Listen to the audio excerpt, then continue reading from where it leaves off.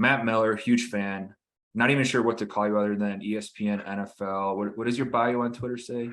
NFL draft analyst and insider, which I don't know. The titles for like working in the draft, it's a made up profession, right? Like Mel Kiper made this job up. My Twitter bio should probably be wannabe Mel Kiper, or, you know, Mel Kiper Jr.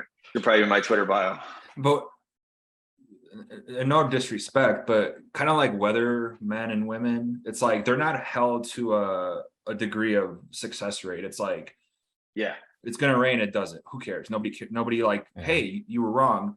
Nobody really goes back to Mel Kiper, and maybe they do here and there on like a funny clip, but 10 years ago you said this about so and so. It's like they do a little bit to kind of create this like funny thing, but does that make it hard? Like, do you get in your head a lot when you're kind of analyzing a guy coming out to, yes, shit, I gotta really, I could imagine it, especially because I'm not Mel Kiper, and like I've like fought and clawed my way to get to ESPN. You know, I spent a decade at Bleacher Report. Before that, I just did this as like a hobby.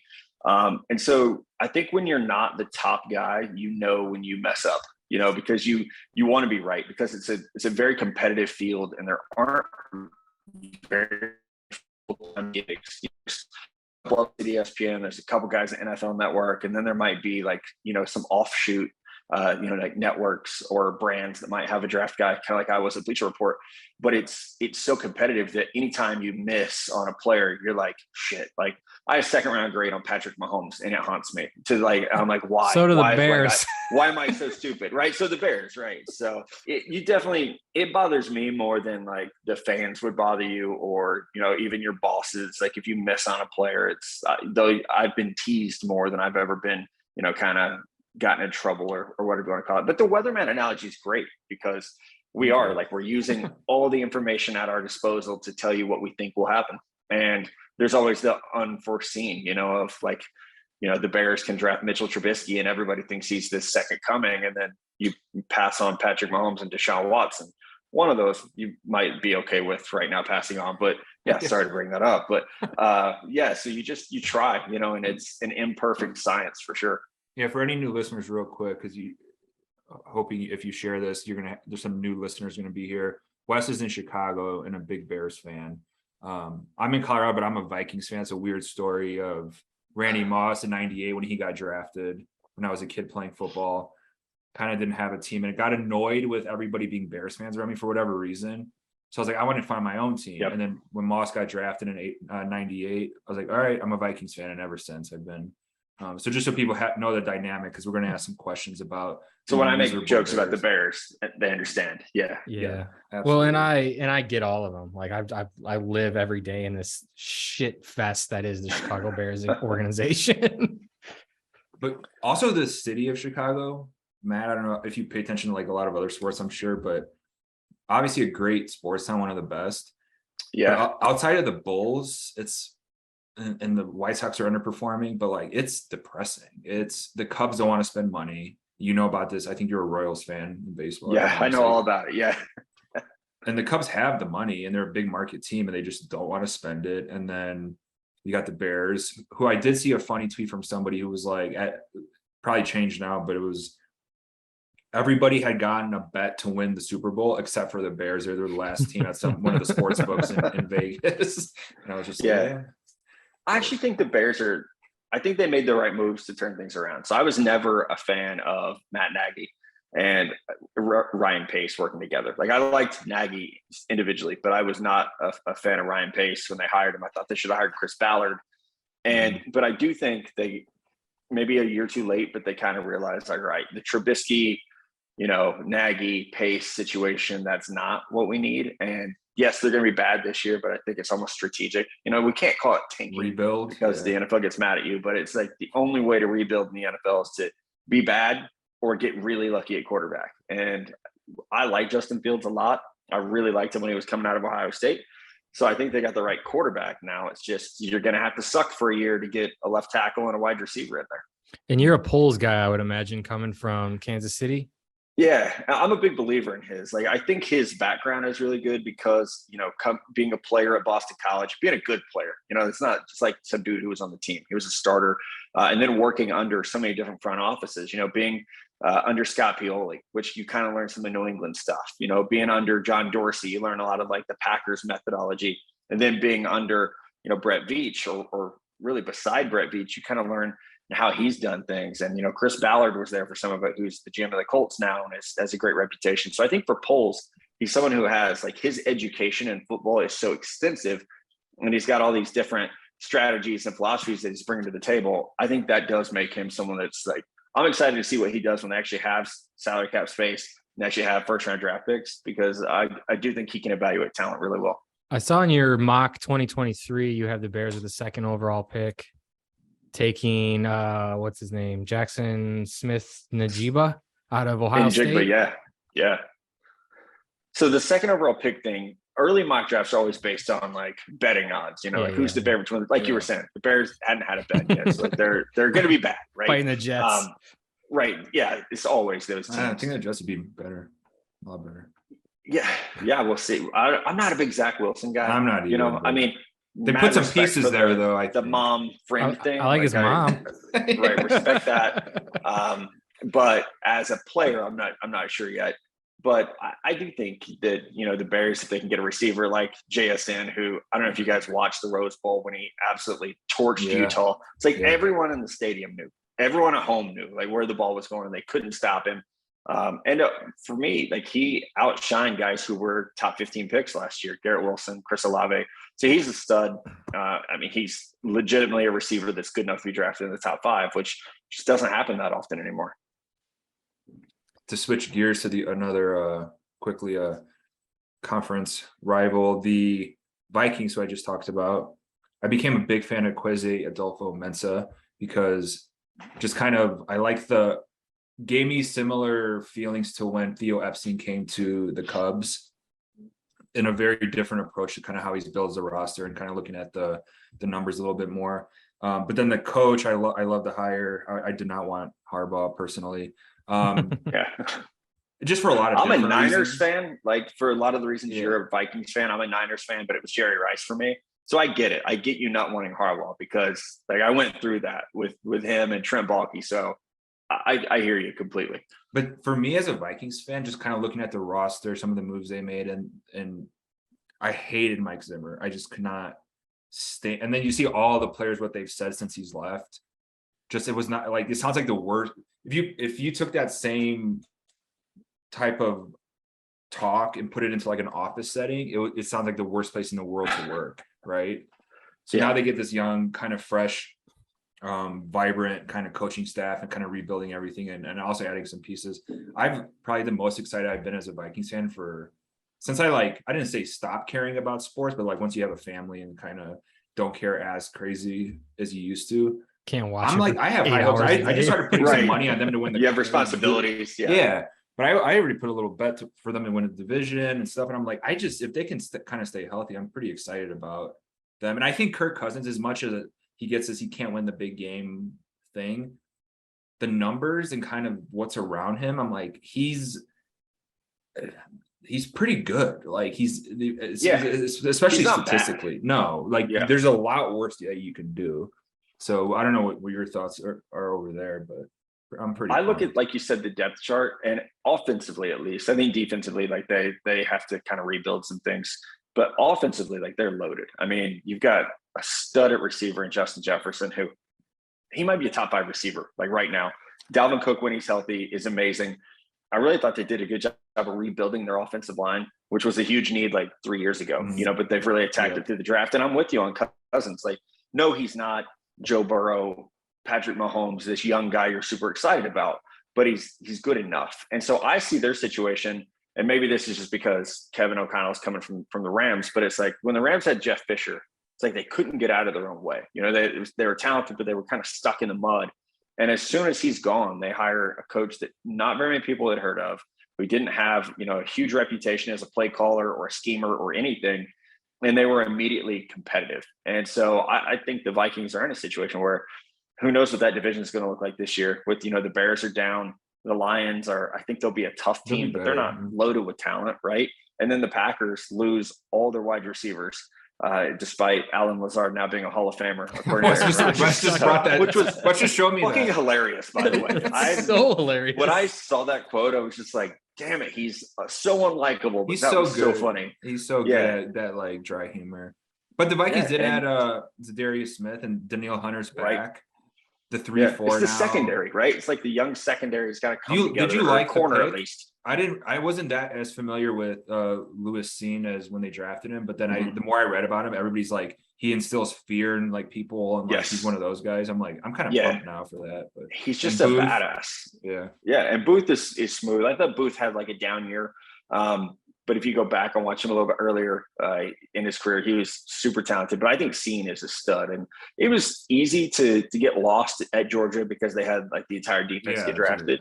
But Seen was, I mean, there were times, especially in the last Alabama game, where he's a difference maker. And it's his ability to, like you said, instill fear in the offense. He's a huge hitter, but he's also a superb athlete. So he can play in coverage. And, you know, you guys have had a stud in Harrison Smith, who's everything you could ever want in a safety. Seen is, I'm not saying he's going to be Harrison Smith, but it's similar in that he has that versatility where he can play in the box. He can, you know, lay the wood. He can smack runners, but he's also just so athletic that he's going to be able to play in coverage. And you have to have that right now with the way tight ends are and the way slot receivers are like 6'4" now. You have to have someone that can do everything. Right. And he can do that. You just tweeted about Chase Claypool, right? That's what I was thinking. Yeah. God, he's enormous. Yeah, it's like, and I actually saw him do that at the Senior Bowl when he was draft eligible. They put him in the slot, and it's like, who's gonna cover a 6'4", 235-pound guy that runs a 4.4 in the slot? Like, I don't. Well, he had that bonehead play against the Vikings last year. That it was like amazing. Yep. It's still going around, but it's got to grow up a little bit, right? But are you able to, because you're an NFL analyst? Like, is it okay for you? Are you a Chiefs fan, but you like don't say it, or is it one of those things like you can't be a homer, right? Like I said, I grew up a Niners fan, but you lose it. Like you lose being a fan because it becomes your job, and you have to be critical. Especially for me, I have to be hypercritical of what every front office does. So I can't play favorites, and you're also like you're more privy to information. And for me, like especially we were talking about when Harbaugh and Balky were there. I was still like a rabid Niners fan. When they went to that Super Bowl against the Ravens, I was there covering it for Bleacher Report. I was like, this is the greatest thing ever. But after that, I really just got jaded because you would see the moves they were making and be like, wait, why are you doing this? Why are you letting that player go? Why are you drafting another guy who tore his ACL in college? Like, why you continue to draft red flag players? So for me, it really jaded me because I was like, I guess I had more information about the things they were doing, and you start to question it instead of, I think as a fan, we all kind of blindly accept what our team does and say, well, they know better than we do, so this is the right thing. But with my job, you have to question all of that. So I've become like, I'm a huge college football fan with that. Like I don't hide the fact that I'm a Texas fan. Lucky for me, Texas has no draft prospects usually. So it doesn't interfere with my, ability to be a fan and an analyst because they have no one to evaluate. So yeah, what's going on there? Like, I mean, there's high hopes now, Arch Manning and all that stuff. Yeah, for sure. Are you guys just salivating, super excited, or? Yeah, and I mean, even now with Quinn Ewers, who hopefully wins the starting job. Just followed us on Instagram. He just followed us on Instagram, by the way. Oh, shout out Quinn. He's got a rad mullet, so he's it's definitely your guys' target audience is Quinn for sure. I think hopes are high. Sark is a good coach. I think the problem has been a lot of complacency. I think for a lot of players, they go through high school and they're a 5-star and they make it to Texas, and they like that's it. Like that's the peak of the mountain for them. And that was a problem with Mac Brown. Like Texas players for years have had a label in the scouting community as, oh, they're soft, they're entitled, they've been coddled because, if you make it to the University of Texas as a Texas high school player, you're a king, right? Like the work is almost over. And I think that's something that Sark has to change. It's like these guys, and you've heard coaches say it, you've heard players say it, that they have to work harder. They have to kind of have that hunger a little bit. So hopefully, this group that they have now, some guys went back for a 5th year, senior year. I think that's going to help just having leadership, but it's really player development is super underrated when you're consistently getting 4- and 5-star players and winning 5 and 6 games. I was there when Kansas beat them at Texas last year, and it was like one of the worst nights of my life. So like you have to be able to develop talent. How did you become a Texas guy? So growing up in Southwest Missouri, I actually live like 4 hours from the University of Missouri. So we didn't get Mizzou football games on TV on Saturday mornings. It was the old Big 8 conference. Mm-hmm. So we would get a lot of Texas games, and watching Ricky Williams is what did it for me. It was just like the most beautiful thing I've ever seen was watching him run over people. And it was, he was chasing the records. There was a ton of excitement. Right. I loved Major Applewhite because who doesn't look at like a 5'10" redhead playing Division I college football and think, hey, that could be me. Like I'm about that size, and maybe that could be me. I met Major a couple of years ago, and it was like I had like a legit fanboy moment, which you guys have met a ton of people. You know how it is. You kind of get used to it. It just becomes part of the job. But I met Major in a bar in Mobile, Alabama, and freaked out. I had to like drum up the courage to go talk to him. We just were talking on Slack at work here, and I was about to say Vince Young because we're talking about Texas. Who am I thinking? Vince Gill. Very similar. Yeah. Vince Gill, we saw at an airport. I grew up loving Vince Gill, and he was sitting at the airport, and middle-aged moms were just lining up to talk to him. He was such a sweetheart. Down the hall. But we were hungover. We thought it was hungover going back to Chicago. And we're like, should we say hi? Should we sit? And we're like, what for? Like, just like, right? He's already got all these women literally lined up in one of those lines, just taking turns. And he just was a talk to everyone about it. And I was like, damn it. We still talk about it. I'm like, I wish I would have talked to Vince Gill. But we did see Yellow Wolf there. The Nashville airport's one of the craziest places to see like the weirdest thing, depending on what time they're leaving. You're just like, oh, it's like Vegas. Yeah, like you might see, a dead person in a chair, or you might see, a celebrity. You just never know. Yeah. Are you a little worried about Texas moving to the SEC eventually? Yes. It's going to change everything, right? One word answer. Yes. I think you have to be, even if it's 2 years away. Nick Saban is still God. And as long as he's at Alabama, they're going to be a problem. And Georgia's obviously a problem. Florida, is a top tier program. Texas A&M, has been good. We'll see if they can maintain that. With Jimbo gets in trouble everywhere he goes. So at some point you have to wonder, like, okay, how long does this last here? But you have to be worried because right now A&M owns the state. They're out recruiting Texas. They're out playing Texas. I'm excited for that rivalry to get back. But yeah, I think if you looked at last year, like who is Texas beating? You can't even confidently say Vanderbilt when you lose to Kansas. Like you can't say anyone, South Carolina would beat Texas. So I think that is the key, is like you have to play a different brand of football too. Like the spread it out that the Big 12 has really evolved to, where your offensive line play is not that good. The pass rush is not that good. Everything's just out on the edges, and it's a track meet. That will not work in the SEC. So I think that's one thing that hopefully we see this year, is that Texas does start to transition a little bit to the type of football they'll have to play. And same for Oklahoma. They're going to have to change things as well, even though they've been great under Lincoln Riley at developing offensive linemen. Obviously he's gone. So it's going to be, kind of a double transition for them. I actually bet on a lot of Texas games last year. I don't know if it was I'm sorry. Yeah. I don't know if it was moving to Colorado or what, but I did have them on TV more often. I like weird games like Fox maybe, and like just some of those it was like one of those close your eyes and just like, I want to bet on this game because it's on. Yeah, you just want but I never like really, I was just like, we'll see what happens. But is the Arch Manning thing, do you believe the hype is part of the hype? The name is, of course it is, but the physical skills, because a lot of the haters, if you kind of search Twitter, is like, or is this a conspiracy theory that he goes out of his way, or they don't play like good teams on purpose? Is that like a small high school? Yeah, stuff like that. I think his uncles did okay playing at the same high schools. Like I'm not worried too much about that. Like even his dad, was a great player before he got hurt. I think I hope the hype is real. I make a habit of just enjoying recruiting and not trying to evaluate. My job's hard, and I'm evaluating 21 and 22-year-olds. I can't imagine trying to evaluate a 16-year-old and project. That's what's so crazy. How they're going to grow, and all the things that are going to change for them. Right, mentally, physically, everything. Like gosh, a lot of the prospects I evaluate haven't even peaked physically, right? So yeah, they're like 16, like you can't even shave yet. So I think with Arch, like I've watched him play, not in person. I've watched games on YouTube or whatever, and he looks amazing.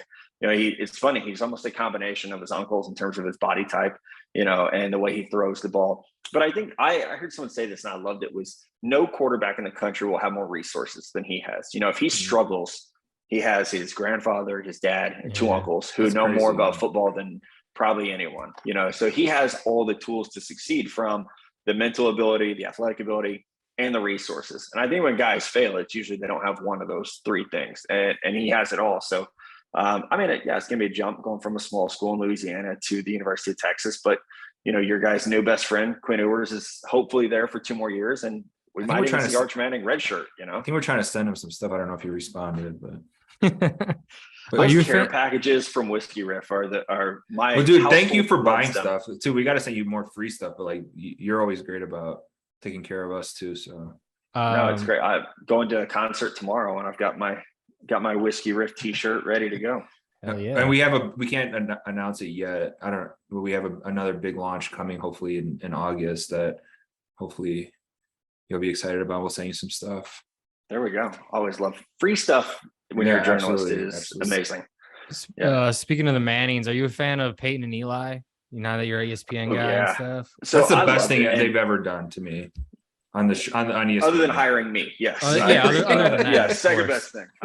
So last fall, I hadn't signed like officially at ESPN. I was still like, we were flirting, but we weren't dating. And so, but still, like, what I loved about Peyton and Eli is that if I was watching Monday Night Football and my wife wanted to watch with me, we would watch that because she thought they were funny and it was entertaining.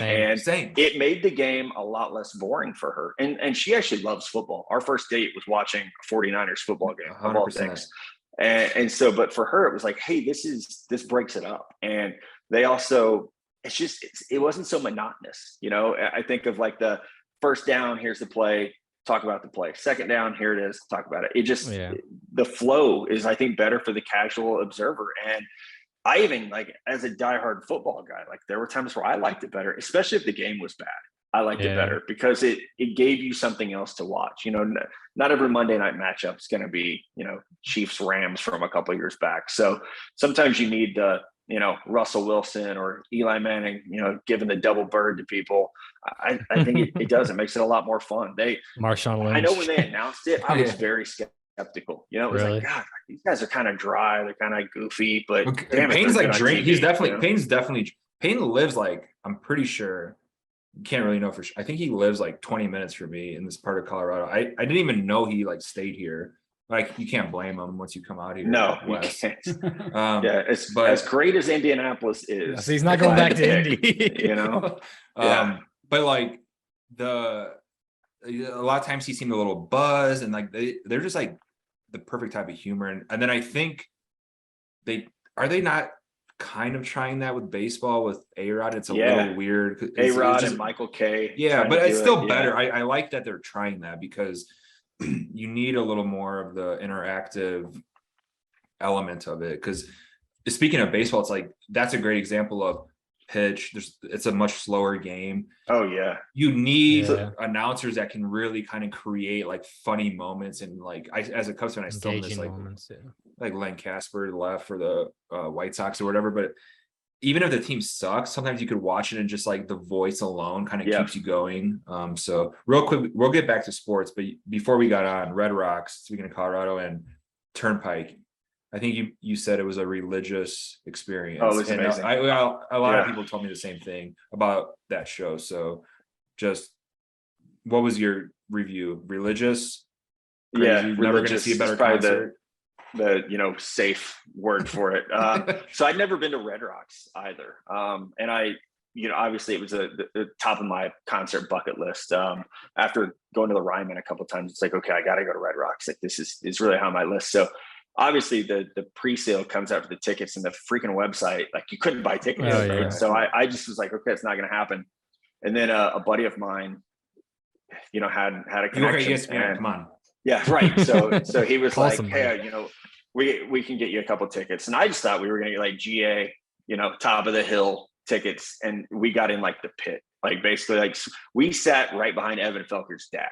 So like we had like the best seats possible. It was first class, like all the way. And my wife and my son were with me. Who's this guy? Just kidding. Yeah, right. Yeah. And man, it was amazing. It really was. I think also just the anticipation, like we've all been waiting since 2017 or 18 for them to come back. And so for that to not only for it to be like, hey, they're back, but to be able to see them play and to see it at Red Rocks. I think it was their second show other than Canes, you know? So yeah, it was just the acoustics of that place. Like, I mean, you're an hour from there. It's amazing. And I think just to see them and to like kind of feel that energy and to know like all the shit that they went through to get to this point, and now they're playing like, I think the iconic outdoor venue in America was pretty damn cool. And it's a great story. And also like, they're just amazing live, you know, they sound so good and there's so much energy, and it's everything that sometimes you go see a band or even you go to I remember the first time I went to Soldier Field, it was like, this is it. Like this place is kind of a dump, right? But when you there's shit on the Bears, right? Yeah.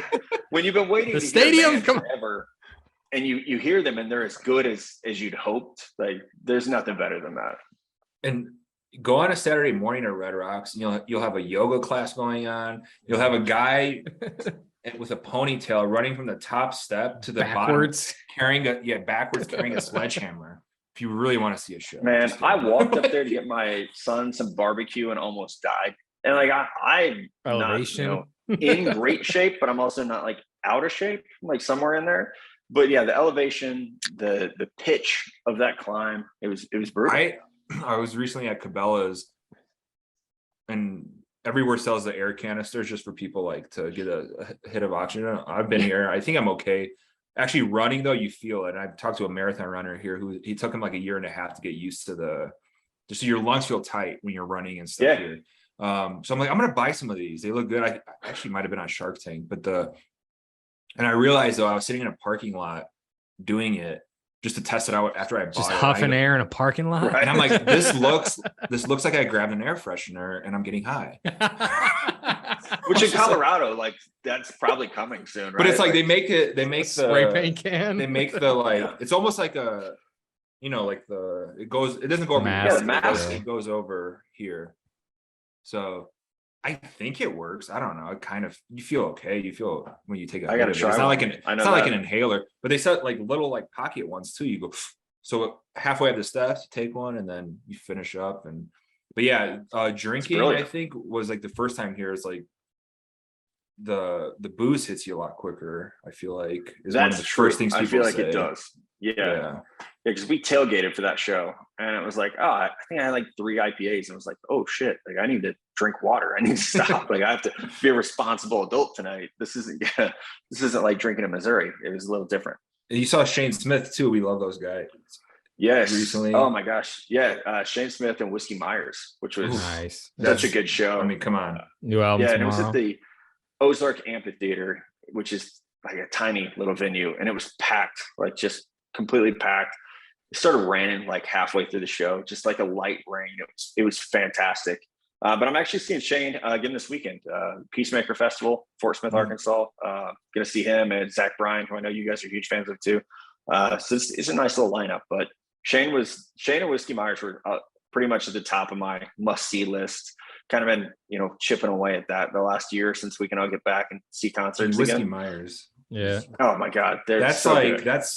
It's hard to beat that for me. Like the energy is just holy shit. What's weird is like, they're not big where I live. And it's wild that they don't have a following around here. Because I mentioned it to some friends. I was like, oh my God, Whiskey Myers was so good. And they were like, I can't even name a Whiskey Myers song. It's like, what is happening? But, they definitely don't get radio play. They really don't get, even if you have like Sirius XM, they don't get play there. It's hard. Joe Rogan just shouted him out recently. We shared it. That'll change things. That'll help. Yeah, and that'll help. Speaking of shithole stadiums, we saw them at Soldier Field with opening up for the Rolling Stones. And they we probably told this story on the podcast before, but they like put us in a suite. Wes, probably we've said this 20 times because we're talking about this. But yeah, But they put us in a suite. Like they're like one of the best people in country music as far as like taking care of you and like put you in a nice spot, like setting it up. And we thought we were in the nosebleeds. yeah. We're like, what is this line we're in? What the fuck is this? We get in and we're next to like William Clark Green. We're next to all these like fellow country artists. We're just like, all right, I'll take it. Which is great for you guys, right? Just start passing out business cards left and right. I mean, just hang out and have a good time and meet people. Free beer. But, Miller Lite, guys. Free beer is free beer. Like that. Yeah. I don't, you know, if I'm in a store, I'm not grabbing Miller Lite, but if someone hands me one, I'm going to drink it. What's your so I had obviously some Heineken here, which I like as I've gotten older, a little skunkiness, but I'm not a big Wes is like the double hazy IPA fucking like that to me. It's like I can't drink like 10 of those though.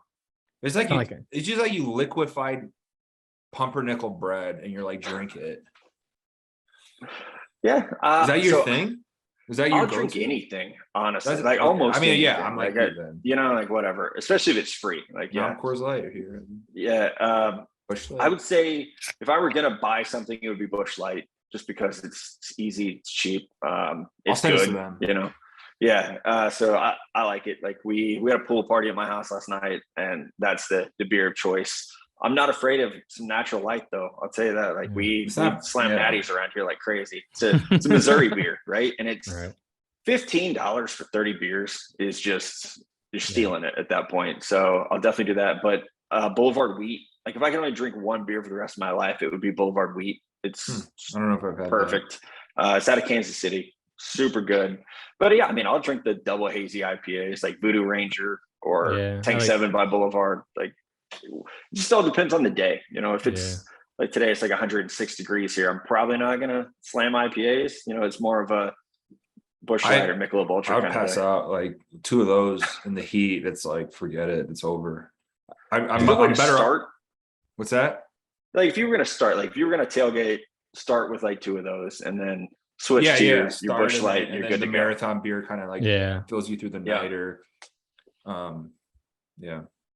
Yeah, I like to have a nice, like maybe nice 6% IPA start off the day, and then I say like I have it for breakfast. 8:30 with his 8:30 in the morning, and then 15 Busch Lights to follow it up, and that's a concert. But that's this festival I'm going to is, I mean, it's over 100 degrees every day here, and it's like, okay, well, I do have to hydrate. Like I need to drink actual water at some point. But when it's that hot, you're just sweating everything out anyway. So my theory is you actually can't get drunk when it's that hot because you're sweating so much. So I'm gonna put that to the test. It's kind of, I mean, kind of. I remember so many times back in the day, well before Whiskey Riff, Wes and I would grab a 30 of Busch Light, split it, be fine. It's summer, it's winter. We were in college or just out of it. And it's like, the perfect marathon beer kind of keeps you going where you just have enough sense left in you to Gatorade or whatever. And these days, bring a fanny pack and a little packet of Pedialyte. Now they or the liquid IV sticks. Oh, the liquid IV, whatever. Yeah, no free sponsorships. Now I'm not, any type of powdered hydration device would be fine. We tried for Pedialyte with for so long. We're like, nobody's talking about you guys this way. Come on. And it's brilliant. They have like there is a market. If you now it's in the liquor section. Like they finally like gave in. Nobody's giving that to their toddler. Yeah. No, I have children. I've never given them Pedialyte. Like ever. Like, you really don't do it. I think I bought the popsicles just to test out, and then I ended up eating them just because they weren't that bad. And I was just like, okay. Right. There's like a weird creamy drink in high school, like after like a football game or a track meet. It's like, okay, I'm clearly dehydrated now. Let me drink this after the fact. It was the only reason you ever drank it. Yeah. I mean, I remember one time buying like 8 bottles of Pedialyte. We were in Nashville coming down the conveyor, and the lady at Target is like, man, there must be something going around. And we were like, no, we're gonna get really fucked up tonight. She was like, oh, that's what that's for? And I'm like, yeah, it helps. You should try it. Well before. But that is going around in Nashville. That's very contagious in Nashville. So we haven't been in a while. I think we might go. I have a thought. Maybe Wes and I can go this fall or winter, just because it's been a while. But have you been there? Like, we have our opinions of it, and I loved it a lot more prior to Whiskey Riff getting big. Like, I loved it when we would just go just for July 4th, me and my buddies, and spend 3 days there, drive there from Chicago 8 hours, 7 hours, whatever. Yeah. And have a great time and just drive home. But now it's just like, speaking of Chicago, it just reminds me so much of Michigan Avenue or like Navy Pier, just like this commercialized thing. So we now the last couple of times we kind of seek out whatever, like off the beaten path type spots. Off the beaten path, like Santa's, like Red Door, like these places that like people actually go to. Do you go often? And if you do, like, do you try to kind of keep it, I want to go to good restaurants and I want to go to like true Nashville bars, or how do you kind of approach it? Yeah. So I started going like often in 2016. So 2016, my younger brother and my best friend, myself, we all three got divorced within like 9 months of each other. It was like dominoes, just like boom, boom, boom. Right. Do you think one person kind of set it off for the other two, who was like, absolutely. oh, like, if he can do it, I can do it. Right. Like, my younger brother got divorced in like January, and there was like a running clock of like, okay, Matt's next. And for me, it was like June. And then our best friend was like, shit, they kind of figured this out. Like, they have their kids half the time, you're never wore out. You're like, you're all almost like a better dad, because when you have your kids, it's all about them. That's dedicated kid time. So then by like January, or by November, sorry, our other buddies like, yeah, forget this marriage stuff. So to celebrate, we went to Nashville, and we started calling it our adult spring break. And so we go to Nashville 3 days. They'd never been, and it's just a blur, like just drinking. We did Lower Broadway every night, and we're like, oh my God, we got to do this every year. So it just became a tradition to do it every year. And it's always kind of the same. We try to hit like the good restaurants, but also like, it's fun to just go be a tourist every now and then. Mm-hmm. But I'm with you that it's gotten so crowded. So we went this spring for my bachelor party, and my wife and her crew came along. So we had like a joint bachelorette party. And we tried to go to Lower Broadway, and it's just like on a random night in March, there's 200 people outside a bar, like in line. And I can remember when it wasn't like that in Nashville, or where, you could still kind of just like pop into places if you liked the artist playing and have fun. So we've definitely started doing more like 5 points, and I don't want to give away all the spots, that like the people aren't going to, but 5 points is great.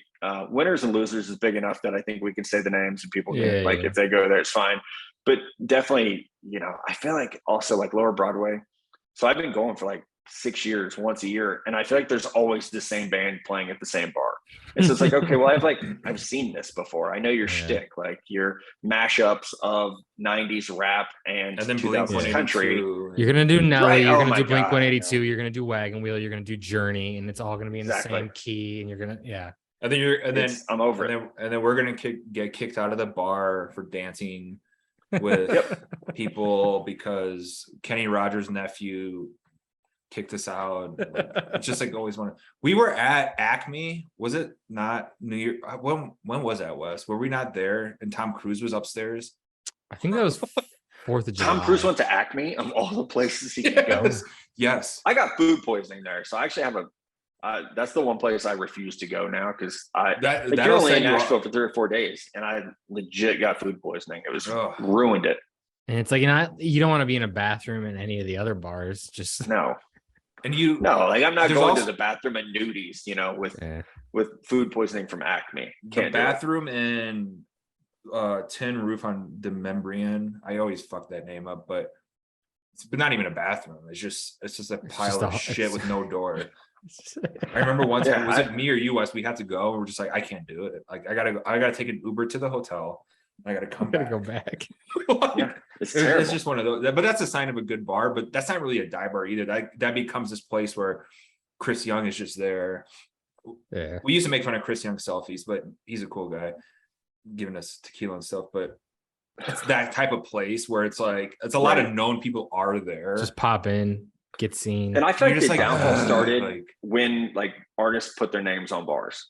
It's like, when like Florida Georgia Line or Jason Aldean. And it's like, come on. Like, I actually won't go into those places because it's just, I have something not necessarily against those artists in particular, but against the idea. Like the commercialization of it is just too much for me. So it's too easy. And then Garth is doing it now. He took over Paradise Park. Yeah.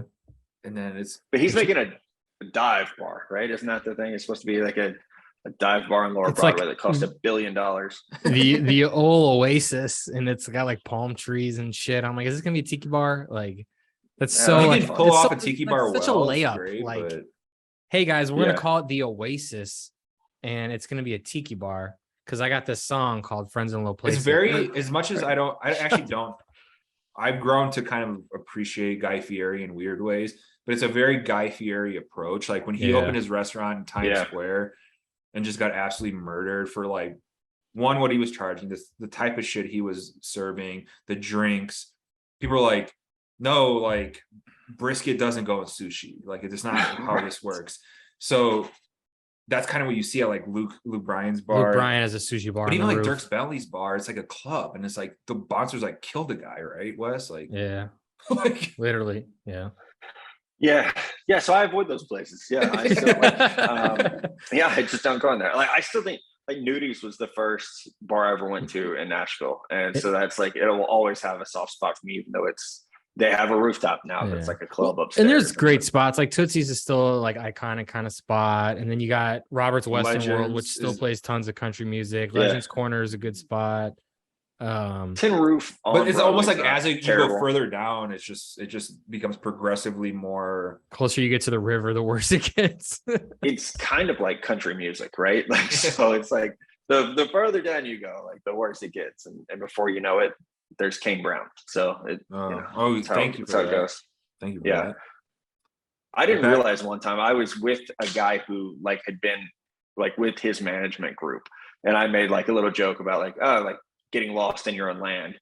And I didn't know who I was with, and it did not go over well. I got like a full like 10-minute like talking it could happen to anyone. We got he blocked us after that. Yeah, he blocked us on Twitter.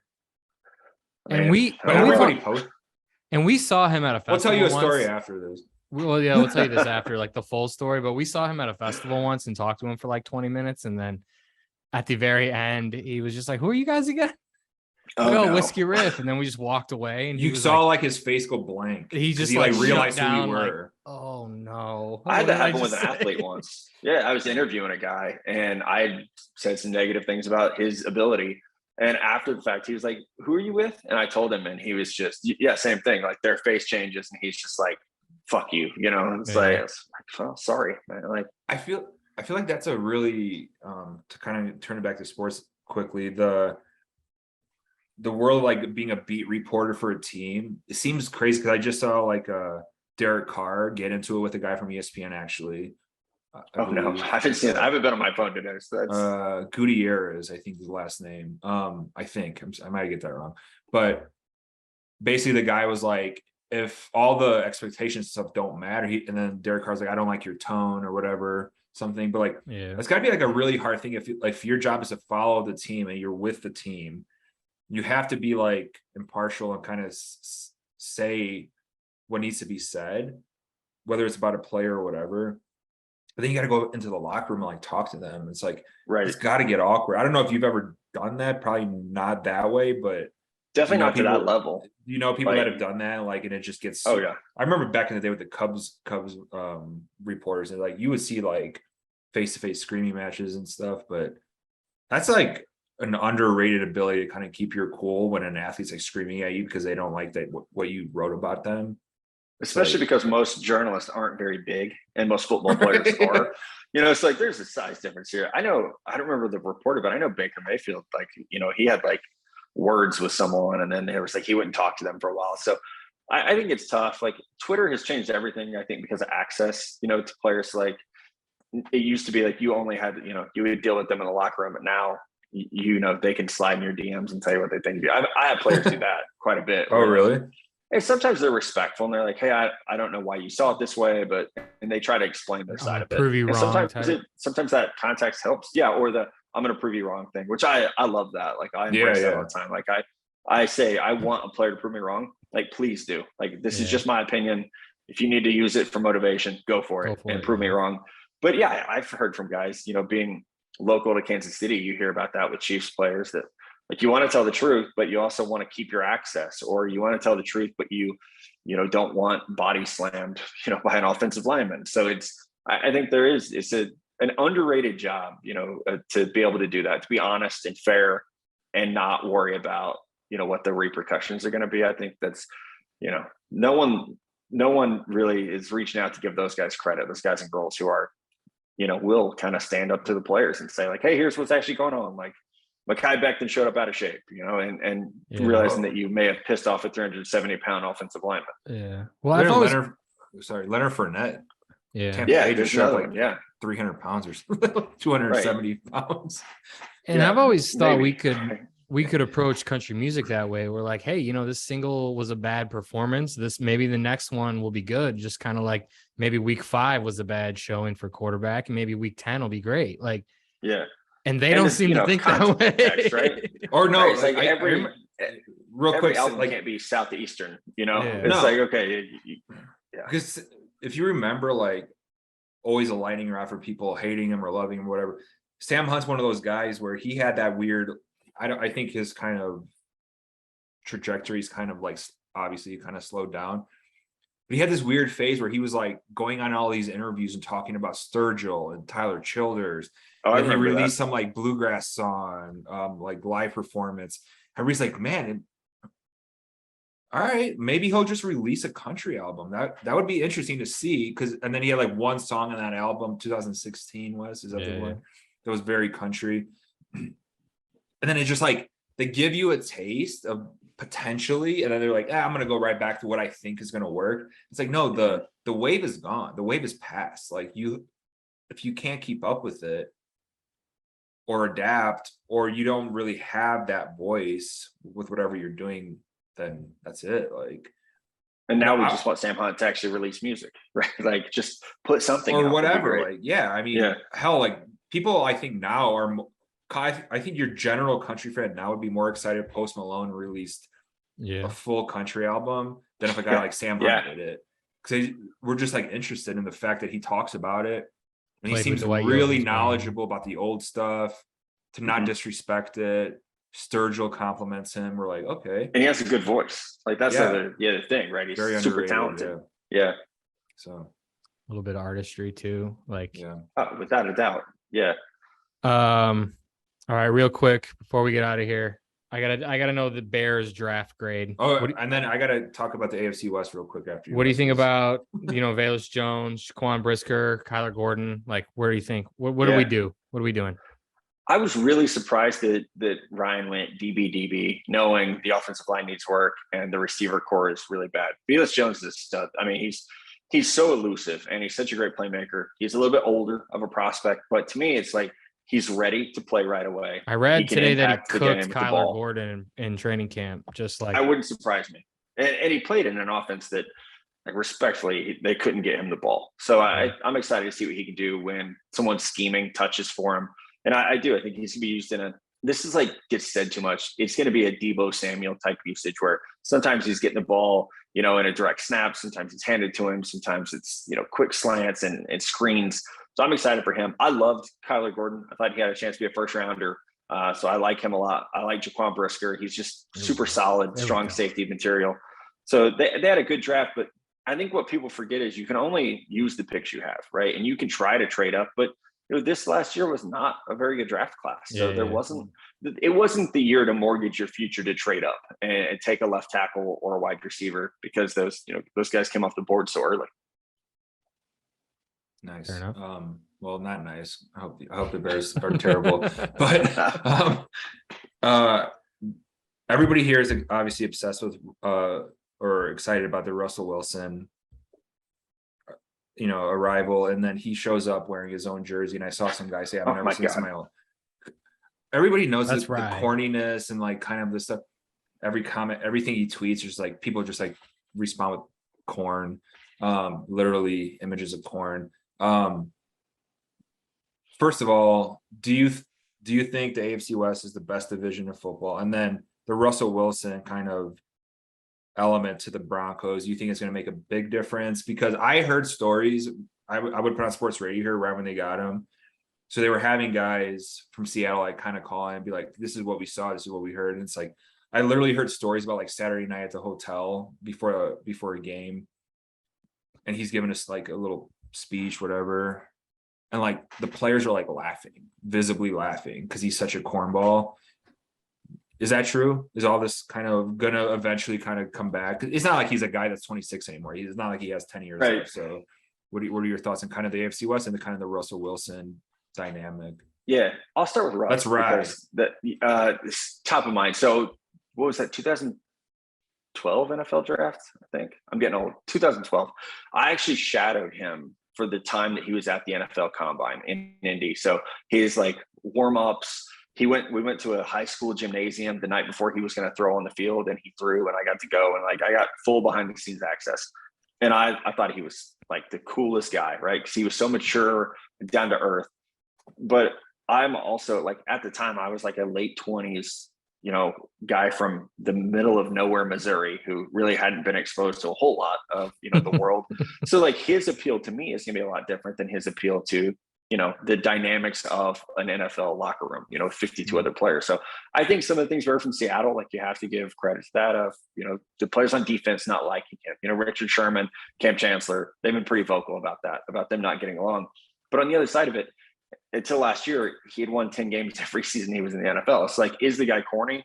Yeah, absolutely. Are we all going to make fun of the fact that he probably needed a step ladder to get into that truck he was driving and he's wearing his jersey? Like, yeah, we're going to make fun of that. But at the same time, like, he's really fucking good at football. And I think that's what gets like, he was an MVP favorite last summer.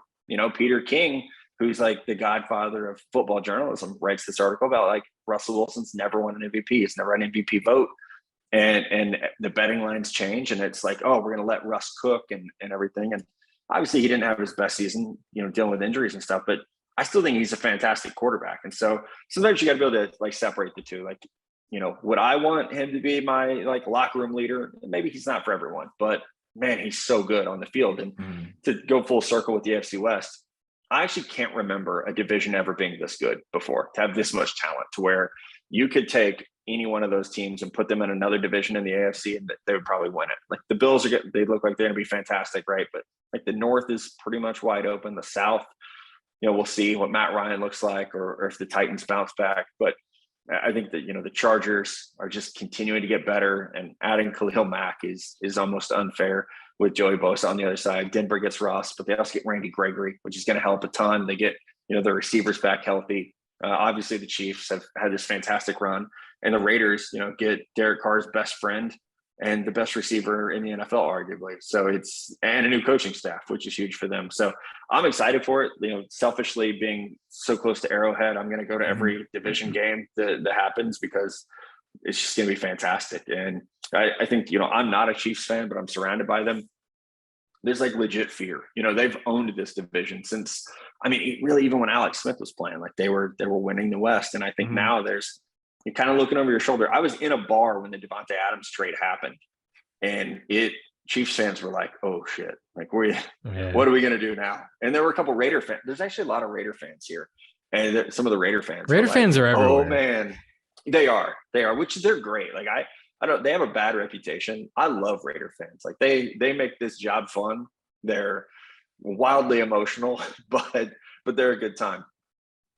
Did that carry over to Las Vegas? Yeah, the Raiders Black hole and all that. Yeah, all those. Yeah, I think a little bit. Yeah.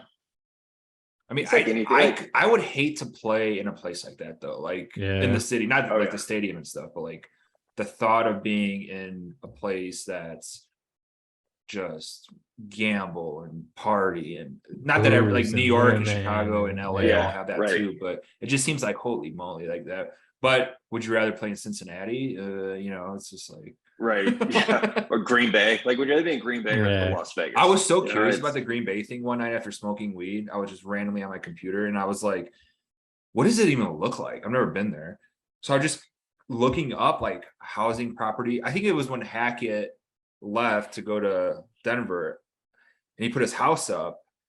I was like, oh, that's kind of expensive for what was he, like the quarterback or offensive coordinator or quarterback Offensive coach? coordinator, yeah.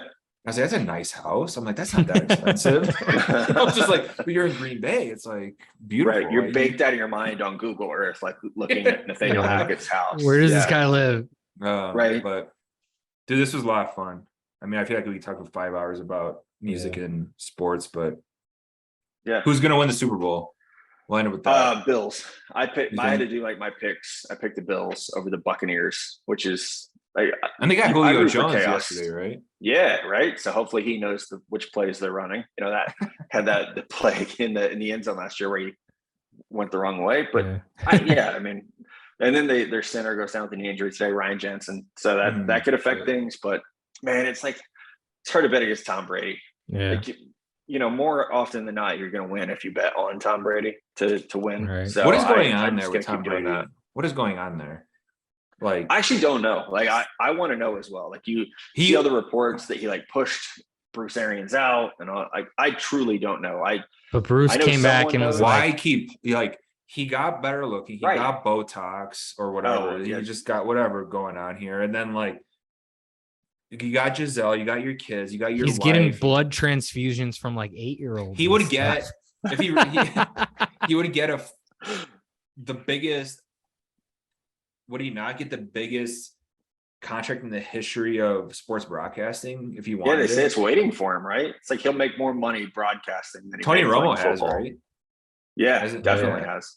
Yeah, and I don't know what the Mannings are making, but I'm sure it's pretty good as well. Right. We'll see. So, I'm excited for the season. Joe Buck and Troy Aikman are getting paid. Who's your NCAA champ this year too, as well?